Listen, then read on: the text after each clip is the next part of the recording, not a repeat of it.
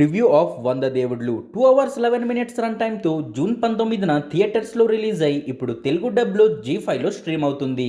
Overall movie అయితే నాకు నచ్చింది గాయస్.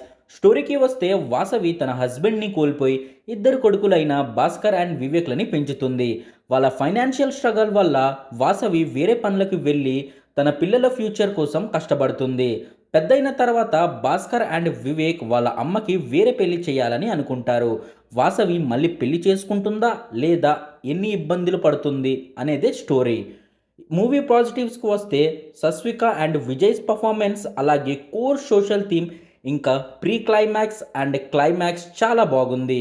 అలాగే ఈ మూవీలో మ్యూజిక్ అండ్ ఎమోషనల్ మూమెంట్స్ కూడా చాలా బాగున్నాయి. అండ్ నెగిటివ్స్కి వస్తే కొన్ని క్యారెక్టర్స్ని అంత బాగా డెవలప్ చేయలేదు.